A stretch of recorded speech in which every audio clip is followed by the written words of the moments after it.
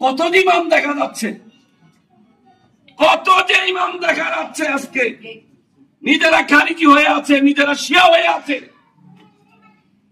তাদের সিং চলে গেছে মুয়াবিয়ার তবনের নিচে। সেখানে যারা আত্মসমর্পণ করেছে, মুয়াবিয়ার পক্ষে যারা অবস্থান নেন, স্বৈরাচারী মুলকিয়তের পক্ষে যারা অবস্থান নেয়, তারা মুসলমান নয়, তারা সুন্নি নয়, তারা তরিকতপন্থী নয়, তারা কাদেরিয়া নয়, চিশতিয়া নয়, কোন মানুষই নয় তারা। এই হকের দিশাটা সৈয়দ ইমাম হায়াত দিয়ে যাচ্ছেন, ইমাম আহলে সুন্নাত সৈয়দ নিজামী সাহেব দিয়ে যাচ্ছেন। এই জন্য তাদের উপরে শিয়া ইলজাম দিচ্ছ তোমরা। যুগ যুগ ধরে আমরা বস্তুবাদের বিরুদ্ধে কথা বলছি,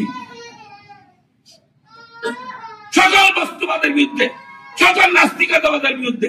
আমাদেরকে ট্যাগ দেওয়া হয়, আমরা নাকি আওয়ামী লীগের।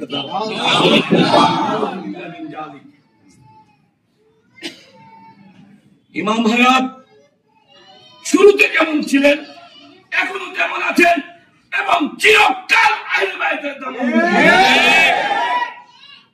এতে কোনো সন্দেহ নাই, এতে কোনো সংশয় নাই, এতে কোনো দ্বিধাও নাই। আমরা কি ইমাম হায়াতের পক্ষে আছি? অবশ্যই।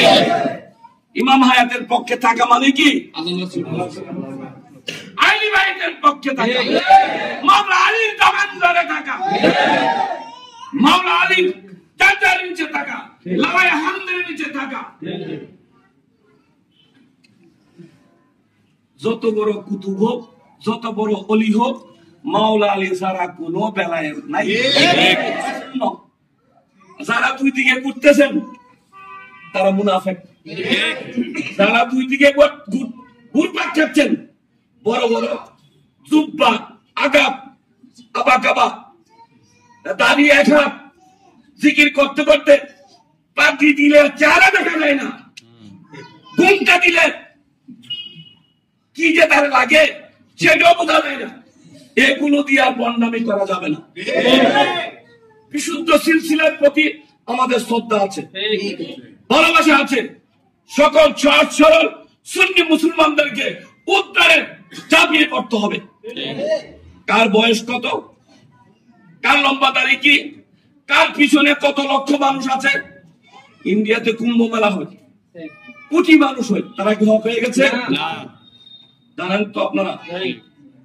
এই জন্য প্রিয় ভাই বোনেরা, আমরা আহলে বাইতের পক্ষে আছি, আমরা সাহাবা কেরামের পক্ষে আছি, আমরা